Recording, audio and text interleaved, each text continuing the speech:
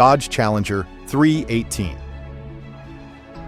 By 1974, the muscle car era was gasping for breath under the crushing weight of emissions regulations, fuel crises, and insurance premiums.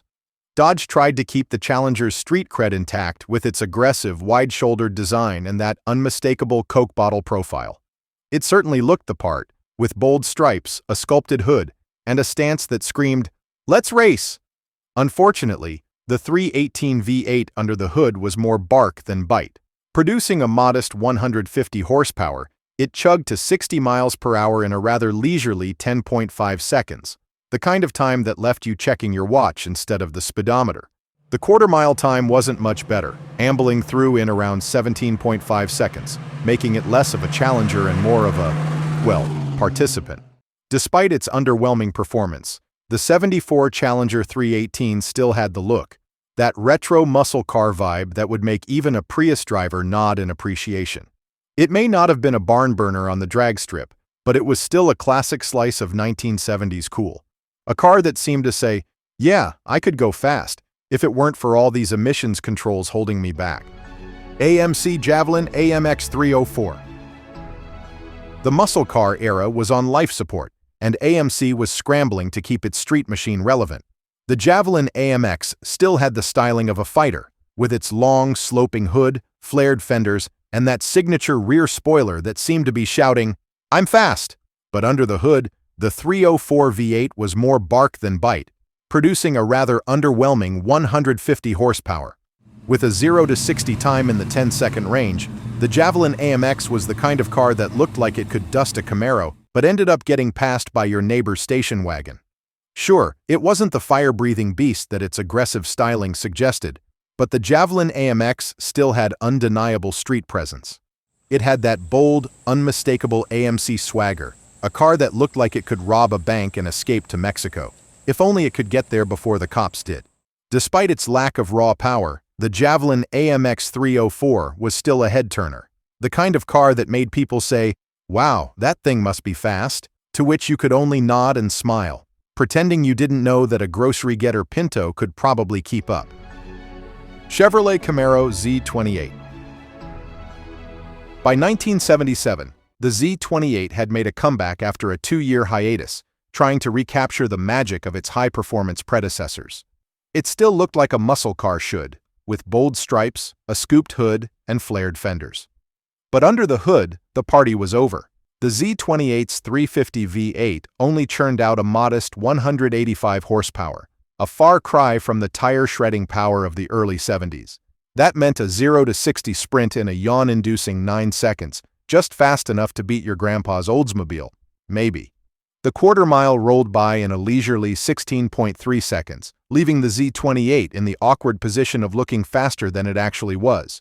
But hey, it still had the look. With its aggressive stance, cool graphics, and unmistakable Camaro swagger, the '77 Z28 was still a head-turner, even if it wasn't exactly a heart-stopper. It was the kind of car that could fool your friends at a glance, as long as they didn't ask you to prove it at the drag strip. In a decade dominated by disco and emissions controls, the Z28 was just trying to keep the muscle car spirit alive, even if that spirit was running on fumes. Pontiac Firebird Trans Am 400. Thanks to its starring role in Smokey and the Bandit, the '77 Trans Am became the poster child for late '70s cool, with its screaming chicken hood decal, T-top roof, and aggressive stance. Under the hood, though, things were less explosive. The 400 cubic inch V8 sounded beefy but was smothered by emissions regulations, pumping out a modest 200 horsepower. That translated to a 0 to 60 time of over 9 seconds, which, let's be honest, is more slow burn than Fireball. The quarter mile? It lumbered through in around 17 seconds, just enough time for a good Burt Reynolds quip. Despite its underwhelming performance, the Trans Am had swagger for days. The shaker hood, honeycomb wheels, and black and gold color scheme made it look faster than it really was. A classic case of all show, no go. Still, that didn't stop legions of fans from embracing it as a symbol of 1970s American muscle bravado. Want to feel like the Bandit? Just don't expect to outrun Sheriff Buford T. Justice without a little modern tuning magic. Chevrolet Monza Mirage. The '77 Monza Mirage was GM's attempt to inject some muscle into a compact platform, but it ended up being more smoke than fire. With its flared fenders, wild stripe package, and NASCAR-inspired aero kit, the Monza Mirage looked like it had just rolled off a racetrack. But under the hood, things got a little less exciting.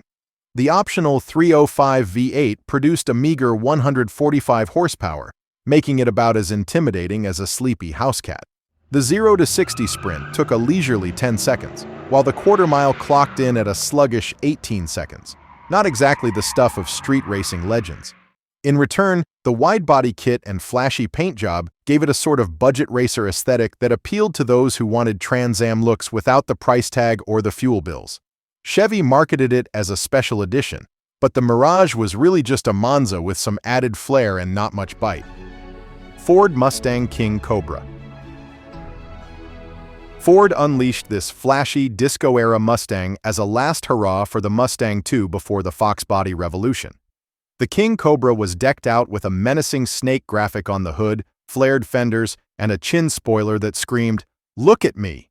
But under all that bravado was a 302 V8 that churned out a rather disappointing 139 horsepower. With emissions regulations squeezing the life out of V8s, the King Cobra managed a 0 to 60 time of around 10 seconds, just fast enough to outrun a moped, but not much else. However, the King Cobra did have attitude in spades. The bold graphics, gold accents, and T-top option gave it a look that was more Saturday Night Fever than Bullitt. Today, it's a kitschy relic of the late 70s, a car that looked the part of a snarling street fighter but hit with the force of a damp noodle. Dodge Magnum V8. Born during the malaise era, the Magnum was Dodge's attempt to inject a little muscle into the smog-choked, fuel-crisis-stricken late 70s. With its wide stance, sloped nose, and NASCAR-inspired styling, the Magnum had all the visual swagger of a street bruiser. But under the hood, things got a little soft. The top engine option was the 400 V8, cranking out a less-than-thrilling 190 horsepower, a far cry from the fire-breathing Mopars of the early 70s. However, the Magnum had a certain charm, especially with those T-tops that let you bask in the glory of late 70s excess. Inside, you've got plush seats and a dashboard that looks like it was stolen from a personal luxury yacht. It was more of a boulevard cruiser than a stoplight terror, but it sure looked the part of a road warrior. Hurst Olds W30. Dressed up like a brawler in a tuxedo, the Hurst Olds W30 was complete with bold Hurst graphics, a T-top roof, and that unmistakable Hurst dual-gate shifter. It looked like it was ready to chew up the quarter-mile and spit out chunks of asphalt. But under the hood, it was more bark than bite. Powering this Olds was a 350 V8, churning out a thoroughly underwhelming 160 horsepower.